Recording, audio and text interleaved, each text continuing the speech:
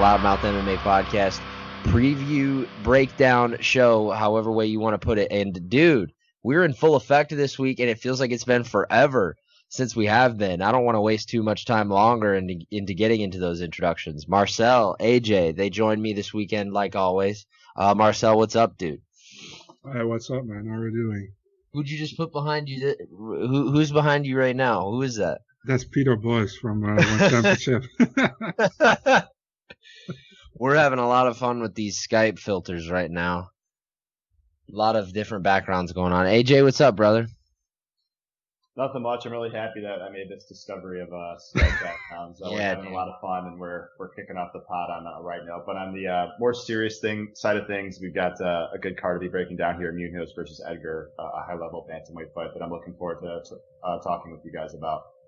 We're all looking forward to break it down here, but you're losing some left cheek there, man, right? Like, because of this background thing. Like, I think like it's like making all of our faces like kind of coincide with the background, but I digress. People want to hear about fights, and we have many of them to talk about for this weekend. So just a quick kind of brush up now that we are back and all here. Since we've been doing picks for a while, Davidson and Marcell are going into this weekend tied, dead even. So this will be a very important weekend for separation.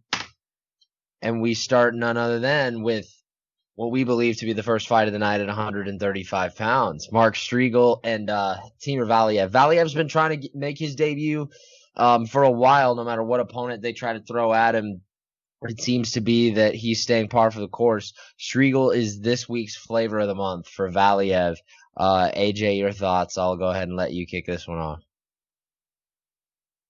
Awesome, thanks. Yeah, Valiev looks to be like a really bright prospect. From what I could tell, he is at least a brown belt in Brazilian Jiu-Jitsu. Guy's a very good scrambler. He's trained with very high-level training partners as well, such as Cody Garbrandt, and featured on this card, Frankie Edgar. Got a very well-rounded skill set. The striking looks solid. He's got good risk management. He doesn't want to trade too much, and basically wants to be the more effective striker at range, and also utilizes a good takedown game and good scrambling and grappling ability, which I do think will play a factor here against Mark. Mark, from what I could tell on tape, he does slow down as the fight progresses, particularly in round two. His punches are more labored. His arms begin to drop. You could tell that he's breathing out of his mouth more frequently than, say, he did early on in the fight. So I do think that despite the fact that Valiev is more of a decision guy, at least in recent fights, he does have the potential here to finish Mark down the stretch if Mark gets tired and Valiev gets in an advantageous position on the ground. I think he could get the back at the rear naked choke, put that Brazilian Jiu-Jitsu brown belt at least to work, and get a very nice UFC win on his under his belt. I do think that Valiev, his skill set is very well rounded and sharp.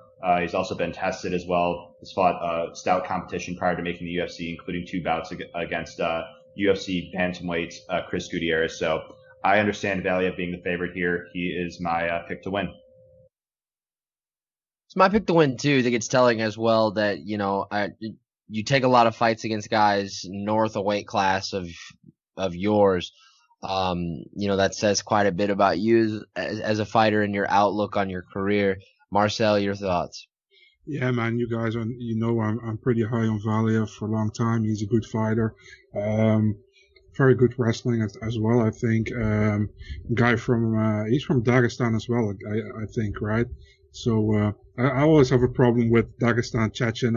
I normally know who is who, but sometimes it's a little bit hard. But I think he's from Dagestan. I saw a lot of him on the, what was that, also on some documentary where they follow Khabib as well. He was on that as well, I think. He has some solid wins as well. I really like his overall game. I think his wrestling is his key. And like AJ says, man, I think Striegel will have problems maybe with his cardio in the later rounds, and Valiev will keep pushing and probably takes a unanimous decision win home. Should be interesting to see a couple of debutants get after it, and much is the same for the next fight. up to 170 pounds. So it was supposed to be, I believe, Philip the Fresh Prince Rowe from the Contender Series last summer, correct? He was going to make his debut against Matthew Semmelsberger. Rome withdrew from the fight. So now he's getting another top prospect kind of on the regional scene, at least as far as offshore America is concerned. Alaska's own Carlton Minus will step in. He's got a really solid pedigree as far as those Alaska Fighting Championships guy are concerned. That's a promotion that just cashed in on Uros Medic in the Contender Series about a week and a half ago. Marcell, your thoughts on these two newcomers at 170? Yeah, man. I mean, I think it's in my opinion, this is a typical fight which should have taken place on the Contender Series. Maybe not in the UFC, but yeah, Semmelsberger. I remember him from a fight in CFFC where we won against a guy where I can barely speak out his name, and I can't remember Kem Shibekov or something. It was a close decision. I remember him from that fight. After that, he won two other fights as well. Minus, the thing with Minus is he pretty much won all of his fights in Alaska FC against not that great a position, and the only fight he lost was against Rick Story. So it's a hard fight for me to pick this one, but if I have to go with my gut feeling, and I go with gut feeling if I'm not sure, I'm going with Samite Jedi, Matt Semmelsberger. By unanimous decision. My pick here is going to end up being probably Carlton Minus. This is just one of those positions, at least from a standpoint, if you're picking this fight, it's going to be a lot of pick and choose of what you see on film and what you believe to be important. Like, for example, I mean, Marcell makes a very good point about the lack of competition going into this fight, particularly out of Alaska for Carlton Minus, but AJ can be my witness. What did we do with Uros Medic on my Contender Series preview? I did the same thing. I overlooked him, in kind of, well, I mean, I personally did, and I'll be honest about that. I kind of alluded it to lack of competition, and I'm going to try not to make the same mistake here with Carlton Minus, but I mean, who really knows? This is as unknown of a realm as we get in the UFC, two debutants fighting against each other. AJ, your thoughts on this fight? Yeah, I mean, process-wise, I don't think it's a bad process at all to, I guess, just kind of not be sure on siding with a fighter in a fight where there's a lot of just unknowns on both sides. And that's kind of what we have here. Like, I do agree with your guys' points here on Carlton. You know, he's fought Rick Story in PFL, Justin Buchholz. You know, he's fought a lot of experienced guys. He's been 3 rounds multiple times. And so that might prevail him to victory here. But the reality is, I do think technical proficiency wise on the feet, I think they're actually pretty similar. Carlton, I think, has the higher work rate. So that could potentially swing rounds. However, Matthew, I think, has more power. His nickname is Semi. So that's pretty interesting. And then also, I do think that if there are takedowns to be landed here in this fight, they will come from Matthew. He's not like an ideal positional control grappler. I mean, he's not, Habib out there just taking guys down and passing the guard and controlling them or anything like that. But potentially, if the striking exchanges are close, he could potentially work in some takedowns here, swing rounds that way, also landing the harder shots on the feet. This is just one of these fights, though, where I just do think that we don't truly know how these guys are going to square off until we see them in the octagon against each other, because the reality is they still haven't made their UFC debuts. Matthew here, like you said, has just not a lot of MMA fights, only 8, and some of them have finished inside the distance. So of the two, I'm actually going to side with Carlton. I just think he's a bit more technical of a striker and has a higher work rate, and he will be my pick. Interesting stuff. I don't want to ask.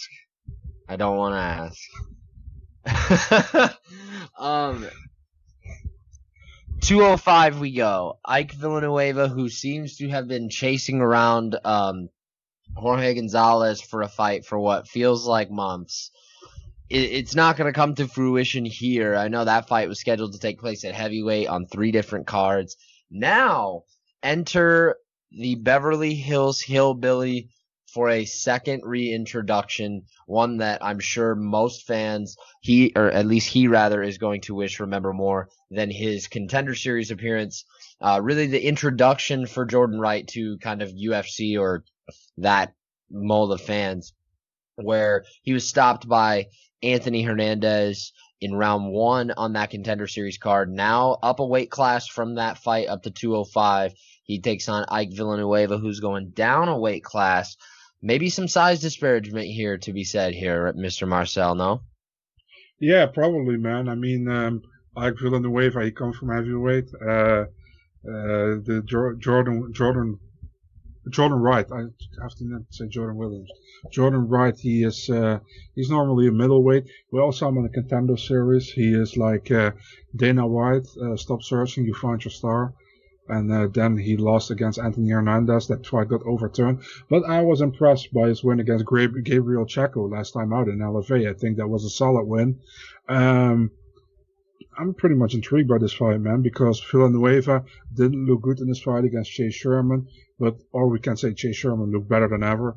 I don't know, but now at light heavyweight, it's a hard fight to pick for me, man. I think many people will easily go to Ike Villanueva. I don't think it will be an easy fight, probably a close decision, but yeah, I'm leaning Villanueva as well, but very close. You know, we don't have the same thing here as we were just talking about, right? Like a guy that we don't really know a whole lot about, making his UFC debut. Thank you, Marcell, for that background. But can you believe that this guy has a spinning back kick finish in 10 seconds against a guy that was 0-21? 0-21! Like, pretty impressive stuff. Like, how do regional fights even get made that way? AJ, I'll let you take it away and take me away from the microphone here. So this is one of these breakdowns where, like, as a technical analyst, it just doesn't do me any good to, break down who's more technically proficient or who has the better round-winning tools. I literally think this fight is just going to come down to who lands on the other hard and clean first and hurts the other and finishes the fight, basically. Like, obviously Ike is much more prepared, in terms of he's not taking this fight on short notice. Like you said, he's fought at heavyweight. Perhaps he has some physicality on Jordan here. Jordan, his game, he does have a presence of a ground game, but in the striking exchanges, he mainly just wants to move on the outside and throw kicks. Ike is basically going to try and basically walk him down and try and land some big, heavy shots with his hands. There's potential that it turns into a brawl. It's just a high variance fight. Obviously, these are big guys. They both hit hard. I'm going to slightly lean with Villanueva here. I just like the optics of him being more prepared, having more UFC experience, and again, the potential physicality advantage. High variance fight, would not be surprised either way, though Ike is going to be my pick. High variance. I like that. It's a good way to put it. The debutants keep coming as we move along back to 170. I believe this is the last one on the card. Yes, and it comes in the form of former Shamrock FC fighter Kalen Bourne. He takes on Dwight Grant. There was a guy that I know for a fact Marcell feels this way. I have felt this way for a long time. There was a guy making his debut originally against Dwight Grant that probably could have deserved his UFC call-up quite a bit of time ago in Jared Gooden. So speedy ups to him in his recovery. Hope he can get his debut at some point soon. Marcell will, or AJ, we let Marcell go first last time. AJ, you go first. Dwight Grant and Kalen Bourne, what do you think here? So yeah, Bourne, he's taking this fight on short notice, which obviously doesn't help in general, but it also doesn't help him from the standpoint of, I noticed in his most recent LFA fight against Austin Jones, he noticeably was like gassed in round 2 there. So that's a concern in general that I have. His hands were dropping. He was taking some deep breaths. His movement was more labored. Granted, he kept walking forward and throwing big shots and stuff like that. He's definitely tough and will push through it. Though I still did notice while he's relatively fresh, he's pretty stationary in striking exchanges. I think Grant will be a lot faster than him. Grant, we know, hits very, very hard. He only has one knockout win on his UFC resume, but the dude has heavy hands. And as a result, he's able to make fighters that normally fight at high work rates be more hesitant when engaging with him, like Alan Jouban. Alan Jouban's usually a guy that has a very high work rate, great cardio for all 3 rounds, but Grant was able to threaten with that power and as a result take a split decision there. So Grant's fighting style in general is not like, the most optimal, most ideal in terms of winning rounds because he's like all reliant on his athleticism, power, in hurting the opposition. Basically, he just doesn't have the highest work rate. He's actually pretty low output, and he just doesn't offensively wrestle. But that said, this is a matchup where I do think that he'll have plenty of opportunities to hurt Carlton here. Probably land a big shot early in the fight. Grant should be a lot faster. He's got the length advantage, and probably get his hand raised in his second UFC stoppage victory here. I concur. Dwight Grant for Davidson Baker. Mr. Dorff, your thoughts? I also agree, man. Dwight Grant looked pretty good so far in the UFC, I think. He got a bullshit loss on his record, a split decision against Zach Aldo in a fight he clearly won, in my opinion. Then he knocked out Bud Spencer's grandson, Carlo Pedersoli, and a split decision win over Alan Juban, which could have gone both ways. The thing is, I like Grant, but man, he's already 35, man. I didn't even know. He looks very young, actually. So, boring, short notice fight. Not against a guy you want to make a short notice fight against, I think, man. I think Grant takes it. I think Grant knocks him out, honestly, in the second round. Yeah, that lone UFC stoppage, aforementioned by Mr. Schullo, that stoppage of Carlo Pedersoli, man, was that one electric right at the end of the round. Yeah. Just real quick, if you said something, I may have missed it in the last fight, Marcell. Who was your pick? I'm picking Jordan Wright, between Villanueva and Wright. I'm picking Villanueva via decision. Okay, cool. On to 155. Okay, so this is where things kind of get interesting, right? There was a lot of conversation coming out of Austin Hubbard and Max Roskov's last fight, and I think a lot of it pointed in the direction, obviously negatively so. We kind of touched on it on this show. As well as I touched on it on this podcast about Roscoff and how we felt about how that all went down. Not a lot of people were talking about Austin Hubbard, though, who was the winner, who ended up getting his hand raised as a result from the encounter. And he spins it forward and takes on a guy who a lot of people have a lot of high hopes for at 155, in Joe Selecki, I believe off the top of my head, a former Cage Fury alum. And also taking on an LFA alum and Austin Hubbard. Marcell, your thoughts on where Hubbard could go from what was probably the more high-profile win of his career, whether to his detriment or not? Yeah, man, I'm actually pretty impressed with Austin Hubbard in the UFC, to be honest, man. I think he looked pretty good. He looked good against he didn't look bad against Ramos either in his debut, you know, and that was a difficult debut for him. He won against Prepolech, the Madsen fight. I think he did look pretty good in the third round against Madsen, if I can remember correctly. And the Roscoff fight, yeah, man, I mean, what can we say about it? I think there's not enough said about that, and like you said, he should have get more praise for it than Roscoff get hate for it, to be honest. But yeah, you know how these things go, you know. It's actually... Yeah, you know how this thing's going. Joe Selecki, don't laugh at me, man, you punk. I'm not. I'm smiling at the rhetoric because it's true. Unfortunately, yeah. We know how these things go. MMA Twitter is a cesspool, even though you rule it, right? 100%. If you look at Joe Selecki, his debut against Matt Wyman, unanimous decision, but I think he didn't look great in the later rounds, man. He won the fight, but didn't look great.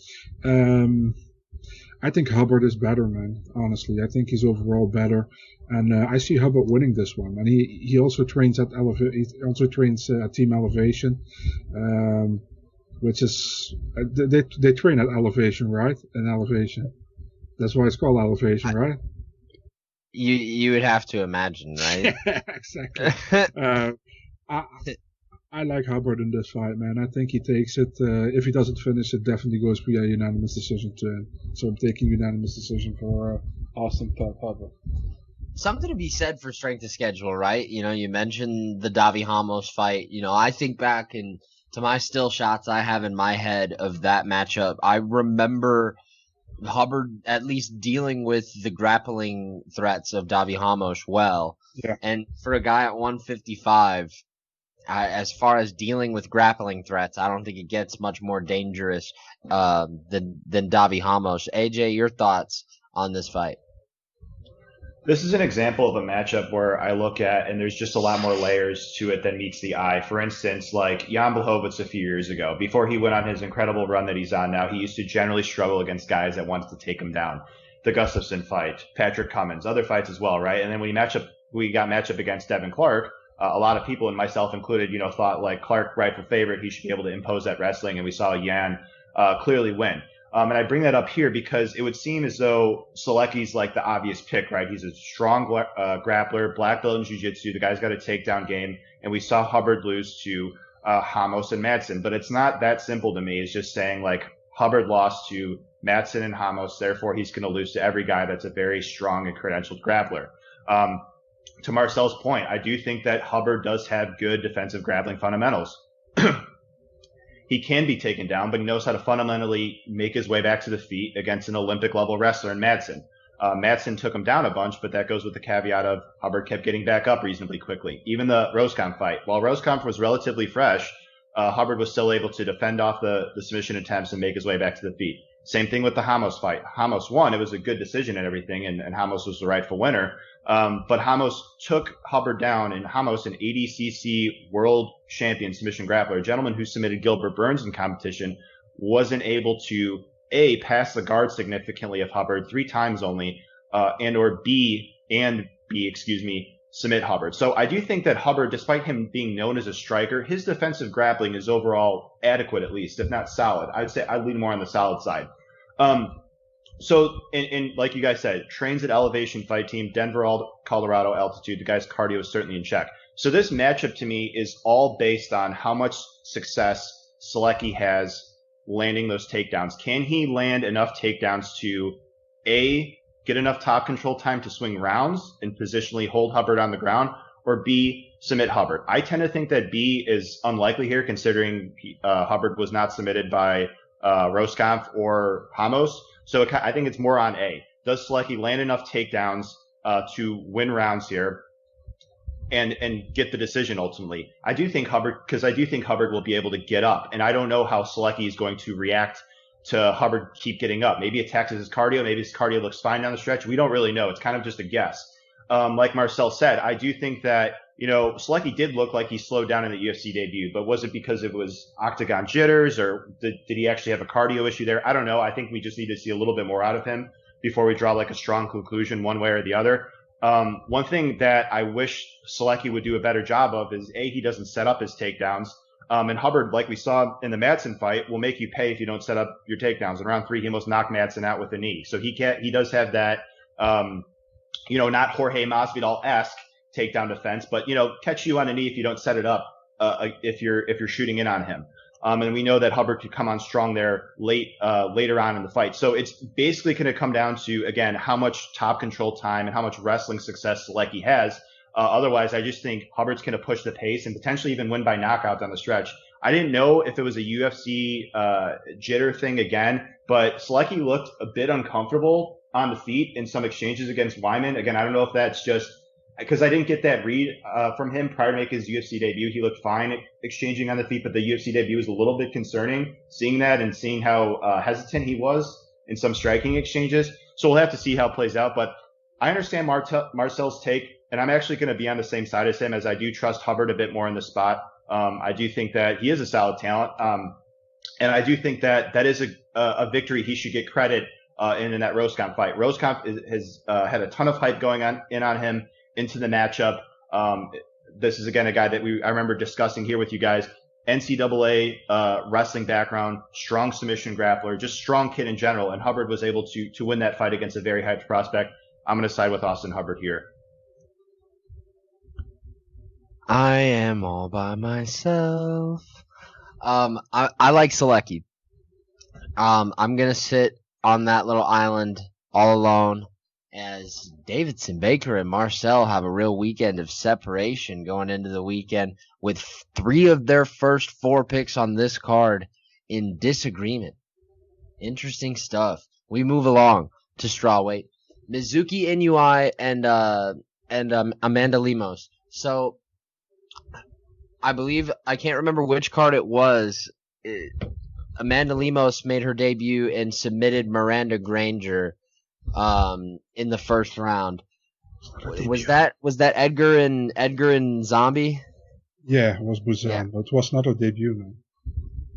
No, that's right. Because now I remember, and I'm glad that we are brought to this, because this is even much more interesting. Dropping down from losing her debut to Leslie Smith at 135, and her UFC strawweight debut is against Miranda Granger. That's right. I don't know how I forgot that. But she's taking on a girl in Mizuki Inoue. I mean, you would have to imagine the size disparagement here is going to be vast, right? Like, Lemos is probably going to be the much larger human being in the cage. AJ, your thoughts here? Potentially Lemos has a bit of physicality. I just don't think that is going to be the compelling part of this matchup. It was a very impressive win that she had last time out against Granger. I would be pretty surprised if she could submit Inoue, to be honest. I mean, Inoue went 5 rounds with Verna Jandiroba, who we just saw last weekend, do very good. She's a very good submission grappler. In the fight, was basically grappling the vast majority of the time. And Inoue definitely held her own and was even threatening a bit from her back. She also is the more threatening submission grappler of the two, I'd say, anyway. She could threaten off her back, even in top position. She looks to pass the guard and get the finish, whether it's via ground and pound or submission. And I just like the optics of when she's in the States, she's training with Ray Longo, so, Aljamain Sterling, that very good camp. She's got a really good boxing base, I'd say. Her head movement is very good. Footwork, she pushes a crazy high pace on the feet, will walk you down for all 3 rounds. Technical striker. Her punches are clean, sharp, and she has the potential to basically kind of do what Leslie Smith did against Lemos. I know it was a while ago, but there's just not a whole lot of footage on Lemos's cardio when she has the pace pushed on her.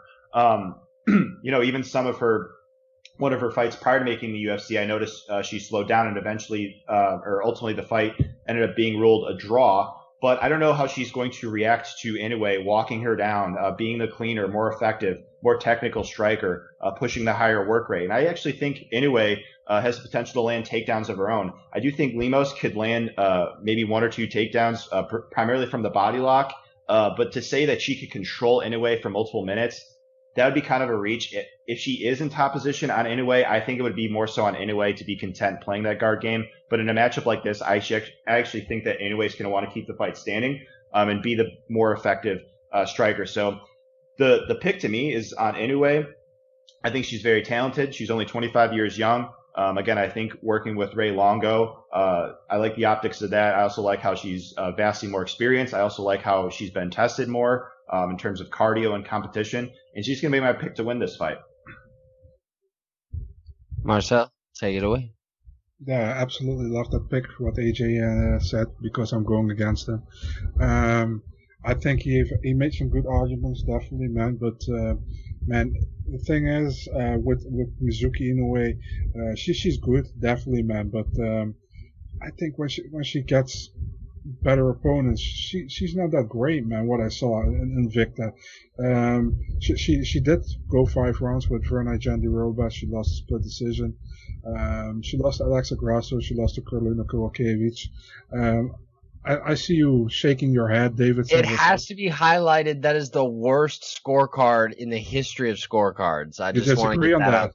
The person that ruled the fight for Mizuki, that is the worst scorecard of all time. Okay. Seriously, it is. Okay, so that's all I'm saying. Yeah. So I think it will be a competitive fight, 100%.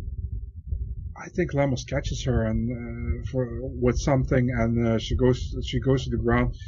I don't see a submission, but maybe some TKO, a ground and pound, second round for Lemos. Maybe a hot take, but sometimes you gotta go do what you gotta do. I'm following suit. I'm in the same boat as Marcell. I like Lemos. I like upside in this fight here as far as where I'm picking. I think that I get a little bit more with Lemos there, but I mean, I digress. We move on to 170. I love this fight. Takashi Sato and Daniel Rodriguez. This fight guarantees violence. This fight guarantees action. This fight guarantees really nonstop kind of damage being done, at least onto one person, no matter where the fight goes. I think both of these guys are good at range. I think both of these guys are especially dangerous in close. Marcel, your thoughts on this main card opener at 170 pounds? Yeah, man, I'm just hoping that I can put that Sato clip out again, what I did last time. I don't know if you saw that one, but you will see it on Saturday if he wins. Yeah, Sato look good so far in the UFC despite his Bilal Muhammad loss. I think he knocked out Ben Saunders. Jason Witt, he was supposed to fight Ramiz Brahimaj the last time out, but Brahimaj couldn't fight, and Jason Witt got in. That was a very quick fight, very quick win for Takashi Sato. Now fighting Daniel Rodriguez, who stacked up 2 UFC wins within 3 or 4 months, with a win against Tim Means in Tim Means' background in Albuquerque, or in what was that? In the backyard. Yeah, and then that wasn't in Albuquerque, or was it? Oh, I always think the same Rio thing. Rancho. Yeah. It was Rio Rancho. And then he defeated Gabriel Green as well. I wasn't too impressed with that fight, but it was an okay fight. I think Takashi Sato is on a different level than Daniel Rodriguez at this moment. I really like Sato's striking. I think Rodriguez striking is good as well, but Sato's better, man. I think he's better everywhere, and I think he wins the fight via TKO in the 3rd round. I'm in agreement with Marcel. I like Sato. AJ? So this is one of the more interesting matchups to break down because, to your guys' point, I do think that Sato has the sharper hands. He's got the sharper boxing. He's got good countering ability, which he could potentially make Rodriguez pay for. I think Rodriguez's striking defense could be improved. I know that he's doing work at the BMF ranch with Donald Cerrone, Joe Schilling. He also works with Eddie Bravo. So I like that, but like you guys said, like the Gabriel Green fight, he absorbed north of 100 significant strikes there. Like it was an awesome fight, no doubt, but he took a lot of damage. Granted, the guy's got a good chin. He's never been knocked out or anything.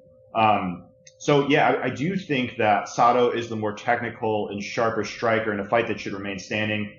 Sato's got the judo background. I don't think that Rodriguez could get him to the ground unless if he's, got Sato hurt or something. And he just happens to jump on him. But, the deal sealer for me and ultimately why I'm siding with Rodriguez, is I've noticed Sato has been rocked in a lot of fights. The fight against Bilal Muhammad, the fight against Ben Saunders, fights prior to the UFC. It's a concern. I mean, granted, the guy's, tough to actually knock out. It's just kind of a concern, especially against the guy that does have some heavy hands like Rodriguez, a guy that can throw at a high pace like Rodriguez has shown in both of his UFC fights. So it does have the potential to be like an action-packed fight. Sato will have opportunities to hit Rodriguez, though he hasn't really shown to be like a high output striker type of guy. So potentially Rodriguez can swing rounds by just being the busier striker. And so he's ultimately going to be my pick. I just think that the durability and work rate are more compelling than just the overall sharpness of Sato, just because his output style is fairly low. He did drop the first round of Ben Saunders, was struggling on the feet against Bilal Muhammad. Granted, these guys are UFC experienced guys, but just in terms of like the eye test, he's very reliant, kind of like what I said about Grant, on landing the big KO shot. Otherwise, he tends to struggle to win rounds. Should be an interesting one at 170. I do like spoiler alert, this is going to be my pick for fight of the night. I like this fight a lot. Moving along. So, clearly, Maria Agapova, at least apropos to Vegas, is going to be getting the Valentina Shevchenko treatment this week. She's minus 1,200, if not better, on some of these books. She's minus 1,665 on one of these books, to defeat Shauna Danger Dobson over the weekend. Dobson broke into the UFC through the Ultimate Fighter season. I believe it was TUF 26, with all of the female flyweights. I mean, what to be said here? This is clearly kind of a spot in which Agapova is expected to shine. AJ, do you see there being any tremendous difficulty in her doing so? No, I mean, there's not much for me to say on a minus 12,000 favorite, at least on some of these books. She's really talented. She wanted this fight. She got it. I'm happy for her. She's a young lady, trains an American Top Team, which, just a lot of very talented fighters that she's getting looks with. on a day-to-day basis. Amanda Nunes, Joanna Jędrzejczyk, Jillian Robertson, the list goes on and on. Just an abundance of talent and abundance of knowledge. I think that bodes well for the overall optics of her career. Just one loss on her resume to a very talented Tracy Cortez. This is a matchup where, she's very aggressive. She comes forward. She's got heavy hands. She's a threat to finish both on the mat and on the feet. I think she's got the much better ground game than Dobson. So if she gets in top position on the ground, she should be able to finish the job, whether it's by TKO ground and pound or hop on the back like she showed last fight. She's very opportunistic and crafty, could sink in the rear naked choke. Like I said, she is a pressure fighter. That's generally been the style that Dobson has struggled with. Dobson can be overwhelmed with pressure, just like, the last fight was very brief, but, like say the Sabina Mazo fight or even the Lauren Mueller fight, that's been the style that she's struggled with. Dobson, I think, kind of like the Sato Rodriguez matchup, I actually do think she has the sharper hands. I think she's the more technical striker, and she's been doing this camp at with Justin Gaethje and Trevor Whitman and all those people, those good people there in Denver. So that's nice, but stylistically, I just think this is a really good matchup for Agapova, and I just think that her being a solid favorite makes sense. Mr. Dorff? Yeah, I'm just reading the Nevada State Athletic Commission has pulled this fight because they can't allow a murder to happen in the octagon. My gosh. I thought that's where that was going. No, man, come on, man. This is as clear cut as it can be. If not, I apologize to Shannon Dobson. But, man, this, just when I hear the match, when I hear Agapova calling this matchup, I was like, really? And then I see the matchup made, and I was like, really? This is crazy, actually, man. The odds say everything, pretty much, I think. Agapova first round. She catches her, and then she should submit her, like she did with Cyphers. Should be an interesting one, and then by that I mean should be interesting to see how Agapova, at least, but viewed by the consensus, gets it done.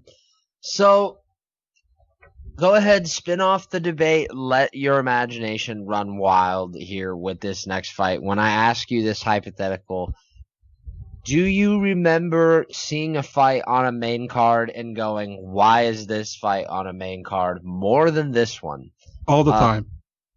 All the time? Yeah, probably. But, well, I mean, that's not a hard conclusion to come to, or at least the UFC hasn't made it very difficult at times. But this is one of those. At 205, Mike Rodriguez and Marcin Prachnio, who combined for a 1-4 UFC record, though a 23-8 professional record, and a whole lot of KO and TKO stoppages on both sides. AJ, your thoughts? So, yeah, this is an interesting matchup. I think that potentially, we see somebody fight for their job here. Like, to be honest with you, they're both coming off some tough losses that quote unquote loss that Rodriguez had to John Allen got overturned, so that potentially saved his UFC tenure, to Marcell's point earlier.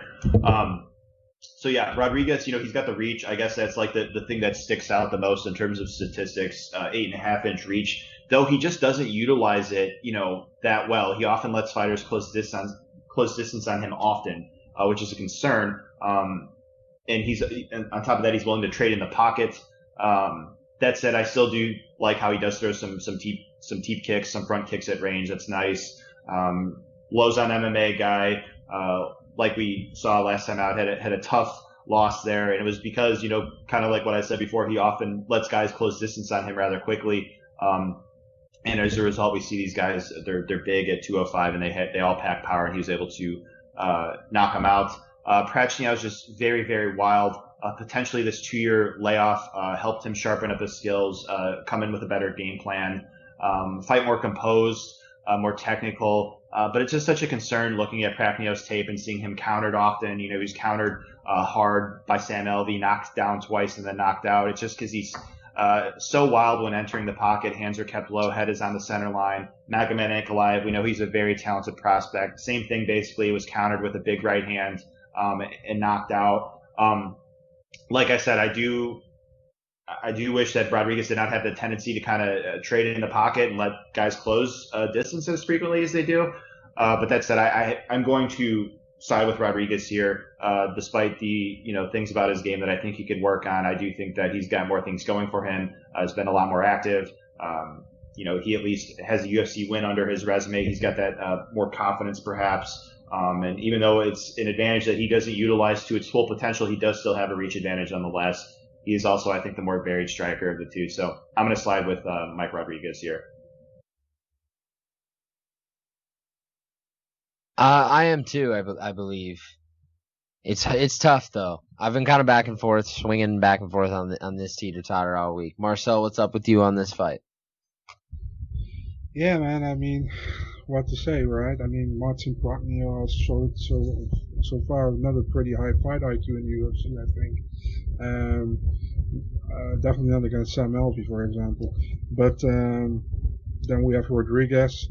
I don't know, man. I think Rodriguez has more potential, but he hasn't lived up to the potential yet. I got shit for this in the Netherlands, by the way, because Marcin Protnio is trained by a Dutch coach, but I'm taking Mike Rodriguez in this one. I think Rodriguez gets it done. Decision. Same here. I like Rodriguez. As we move along to, yes, believe it or not, the co-main event of the evening. So it was originally. Do you think that this would be the co-main event if it were Ovince St. Preux and Shamil Gamzatov? That was the original matchup. No, because it was Romero against Hall. Well, yeah, but assuming that we don't have Romero against Hall. I think personally they should have maybe put Takashi Sato against Rodriguez in the co-main event. That's probably the best fight outside of the main event. But for the casual viewer, OSP is more well known than those two guys, so. And you'd be probably wise to imagine that the consensus here is on a finish, right? Like Ovince St. Preux and Alonzo Menefield probably produces a result in which the scorecards are not needed. Yes, I believe that would be the consensus. Could be, but that's a hard thing to build on. I think I don't know if that's going to happen. Well, Ovince St. Preux, didn't rule out over the week a potential move back to heavyweight, even going into the future. But right now we're at 205, and Alonzo Menefield looking to shake off the first loss of his career to Devin Clark in his last fight. AJ, go ahead and start off this one. Before I go, did we get Marcel's pick on the last fight? Yeah, you had Rodriguez, right? Yeah, unanimous decision. Oh, okay. Sorry. Yeah, so as it pertains to the co-main event, this is an interesting one because like Menefield coming into the Clark fight, we were all wondering what that cardio was like just because he hadn't been past the early stages of the second round of his entire MMA career, which is great that he's going out there and getting quick finishes and whatnot and collecting, money. But as it pertains to his cardio, it doesn't tell me, a whole lot about what it's like down the stretch. This fight is on short notice, so potentially cardio, which showed last time out against Clark, most likely shows its face. He can slow down if he doesn't get that early finish against St. Preux. That said, St. Preux definitely slows down as well. He definitely slowed down in that last fight against Rothwell. I know it was at heavyweight, but he's still another guy in general who the cardio definitely can be improved. So to your earlier point, if a finish doesn't materialize early, I do think that it can go to decision. Basically, just Menefield, I think he's more durable and packs more power, and we've seen St. Preux hurt a lot in recent fights. The Dominic Reyes one, he was basically knocked out there at the end of the round 3. The Ilir Latifi fight, it went down as a sub, but Latifi definitely rocked him prior to that. Other fights as well, Tyson Pedro. And Menefield, we know he's got very heavy hands, and he has the potential to knock St. Preux out early. If he does not, I just kind of question his just decision making in there and his cardio at times. Like the last fight, he was choosing to engage in the clinch with Clark, which I don't know why that was the game plan when the game plan should have been to just win by knockout, basically. So I question that. He was also kind of doing the same thing against Craig. He was kind of engaging in the clinch with him. So that's a concern. Submission grappling wise, I would favor St. Preux there, but I just don't think his wrestling is good enough to get Menefield down. If Menefield showed good wrestling against Clark, I know Prue's bigger, but he's also a guy that doesn't go out there and just shoot 10 takedowns in a fight. It's usually just like 3 at most, and he's kind of just opportunistic with it, even if he is very good in top position. So this is a trickier fight to call. If a knockout doesn't materialize, which I do think even on the side of St. Preux could happen. I did notice that Menefield definitely could do a better job with the head movement his last time out. Clark was definitely tagging him up, and we know St. Preux hits hard, and he's dangerous for all rounds of the fight. Could be a back and forth fight where they both are kind of slowing down. They're clinching a lot. Ultimately, I'm going to side with Menefield just because I do think if there is a guy that's going to get the finish here, it would more likely come from him. I know that the last time out for him wasn't ideal, but maybe it was a learning experience for him. Whereas on the St. Preux side, we kind of already know what we're getting. He's tough. He'll push you for all 3 rounds. But he's a guy like some of the other fighters we talked about, very reliant on getting a finish in order to having success winning fights. He's not a guy that really goes out there and just has sustainable round winning tools. He's just very reliant on doing damage, whether it was the head kick against Corey Anderson or like we saw against Mikhail Olachechuk, wearing down the opposition and getting the Von Flue choke. Ultimately, I'm going to side with Menefield in a very competitive fight. I like Menefield too. Menefield just has, to me, a lot better odds to crack St. Preux and land one of those big bombs. And we've seen St. Preux hurt how many times? Like 300, 400. Marcel, your thoughts? I have to correct you here. It was 401. But yeah, I mean, you're welcome. I fully agree with both you guys, man. I mean, AJ pretty much said it all, and you as well. I'm also with Menefield here. I think it will be competitive until he lands a hard shot, and then he will knock him probably out. So I'm taking Menefield first round knockout in a competitive fight until the final punch. Does that make sense? Yeah. No, I understand. I think it makes sense. So this is kind of the culmination here as far as the main event is concerned of what we've been talking about for the better part of 50 minutes, right? This fight card that a lot of people, at least the casual observers for sure, are going to say is weak on paper. However, but this main event, there is no debate. This is a great fight, and I think we're going to get to see something that a lot of people have wanted to see for a long time, like Frankie Edgar moving down rather to 135. And he was small, obviously. When he donned gold at 155, he was small for sure, and it was obviously never more evident than when he was in there with the champion, or the former champion, Max Holloway. He was small for 145. Now he's in a weight class where a lot of people believe he could have done his most damage in his career. So that provides obviously a heavy level of intrigue here. Pedro Munhoz is a finisher.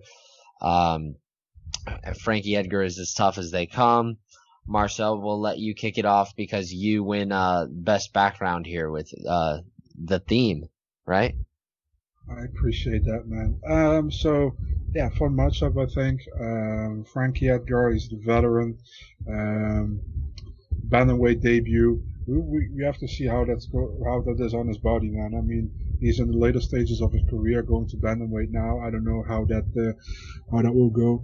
Pedro Munhoz. I think Pedro Munhoz has always been a very underrated guy in the bantamweight division. He's very good in the ground. The striking looks solid.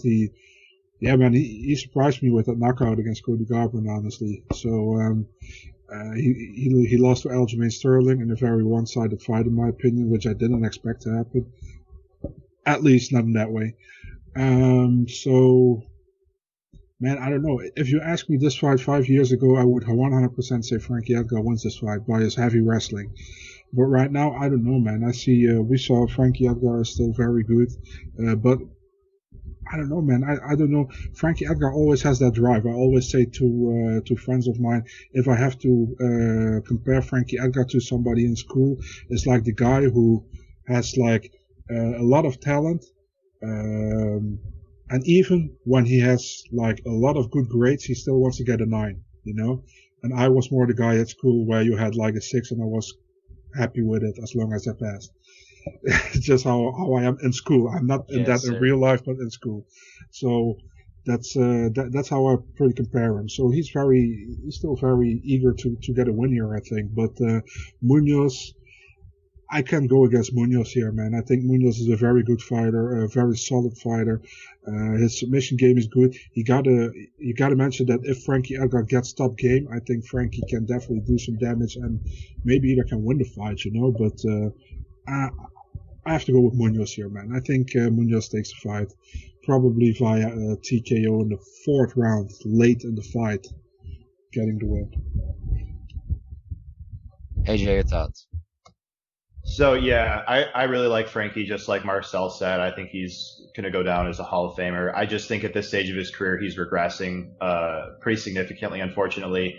I'll get into both reasons, but like from a wrestling standpoint, just some numbers I'd like to point out. 1 takedown in his last 3 fights out of 25 attempts approximately. So that's a concern, especially the fight against Cub Swanson where he went 0 for 8.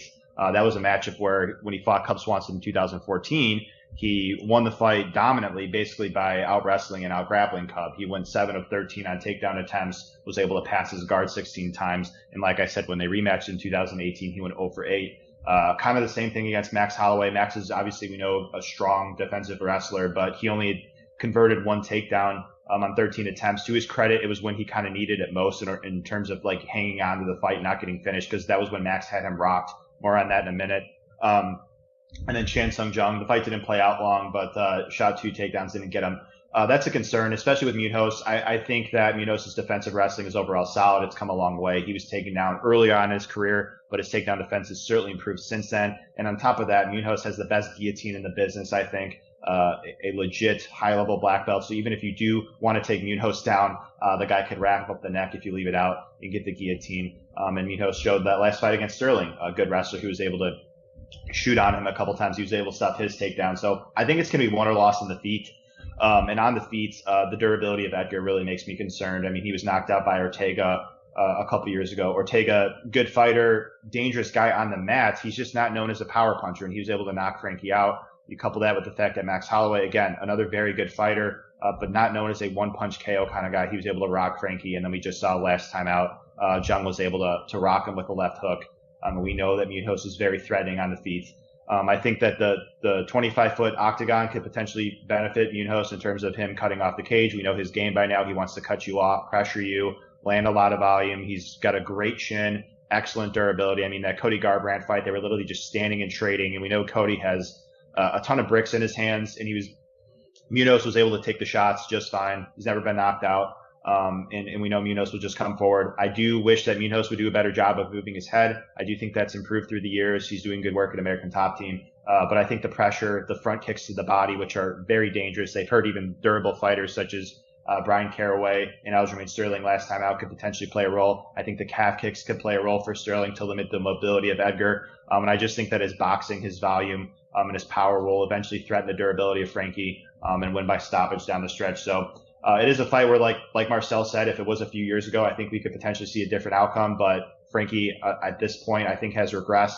He's not the prime of his career anymore, unfortunately. The wrestling, he doesn't, on paper have that to bail himself out if things aren't going well for him on the feet. And then also just the durability angle of it. Those Gray Maynard fights, he was rocked, but he went on to recover. But we're seeing him hurt more in recent fights and actually knocked out. So I'm going to lean with Pedro Munhoz. Frankie Edgar will go down as one of the best to ever do it. Munhoz is my pick here as well. I think the techniques that I prefer to kind of side with are the calf kick and the guillotine. That's what I'm looking at with Pedro Munhoz. Guys, I know we got to get out of here. We move along quickly. Picks, performance of the night for me, Pedro Munhoz and Alonzo Menifield. Marcell. Picks, Alonzo Menifield. And we're going with Takashi Sato, and the fight of the night we're taking the main event. My fight of the night is, Sato and Rodriguez. AJ, you got yours? Yeah, fight of the night, I'm going to go with Sato Rodriguez as well. Performance of the night, I'm going to go with Agapova and Edgar. And the backups will be Menifield and Rodriguez. My backups will be Carlton Minus and Joe Selecki. Marcell? Hubbard and Agapova. All right. And then lock of the night for me is Agapova. Underdog of the night. Sato. Same. Anything else, guys? We good? All right. So that wraps up this week's Munhoz versus Edgar portion of the Breakdown Show. Tune in next week. What do we got next week? A 3-rounder, but a really interesting card next week in Smith versus Rakic. We'll be back to break that down next week. Subscribe, like Loudmouth MMA Podcast Network for all of your content. We will see you next week.